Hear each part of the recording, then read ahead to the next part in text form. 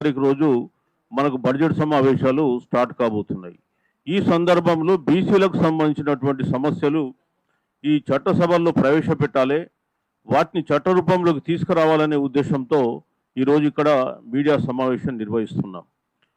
వాస్తవానికి భారతదేశంలో ఉన్న 140 కోట్ల జనాభాలో 80 కోట్ల మంది బీసీలు ఉన్నారు.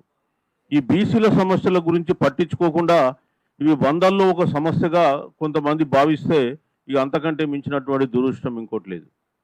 మేము ఇక్కడ పార్లమెంట్ సమావేశాలు నిర్వహిస్తున్నారు కాబట్టి ఈ పార్లమెంట్ సమావేశాల్లో మేము కేంద్ర ప్రభుత్వాన్ని అదేవిధంగా ఇక్కడ ఉన్నటువంటి రాష్ట్ర ప్రభుత్వాన్ని కూడా కోరేది ఏంటంటే, రాష్ట్ర ప్రభుత్వం మేము అధికారంలోకి వచ్చిన 6 నెలల్లో చట్టబద్ధంగా 42% రిజర్వేషన్లు కల్పిస్తామని చెప్పి ప్రజలకు హామీ ఇచ్చి మీరు అధికారంలోకి వచ్చి 2 సంవత్సరాలు గడిచిపోయింది.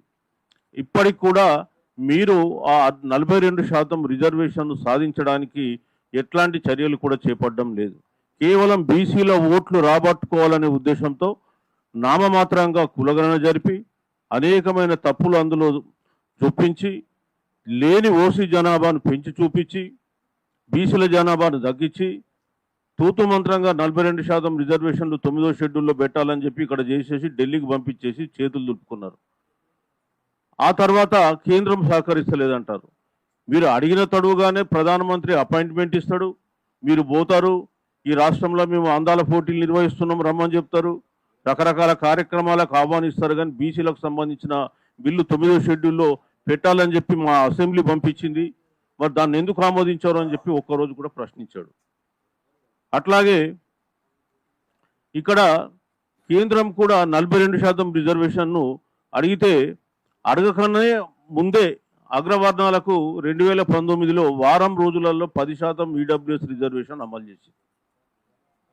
ఈ రాష్ట్రంలో కూడా అప్పుడు ఉన్నటువంటి ముఖ్యమంత్రి ఆ 10% ఈడబ్ల్యూఎస్ రిజర్వేషన్ ఈ రాష్ట్రంలో అమలు చేయొచ్చా లేదా, ఈ రాష్ట్రంలో ఓసీలు ఎంతమంది ఉన్నారు, అందులో ఈడబ్ల్యూఎస్ ఎంతమంది ఉంటారు అనేటువంటి దాన్ని ఒక కమిషన్ పెట్టి కూడా ఎంక్వైరీ చేయకుండా 4% ఉన్న ఈడబ్ల్యూఎస్ పీపుల్కు 10% రిజర్వేషన్ ఆయన అమలు చేస్తాడు. బీసీలకు వచ్చేస్తే అటు కేంద్రంలో ఏం చెప్తున్నారు, అందులో ముస్లింలకు కూడా రిజర్వేషన్ ఉంది కాబట్టి ఇవ్వమంటాడు.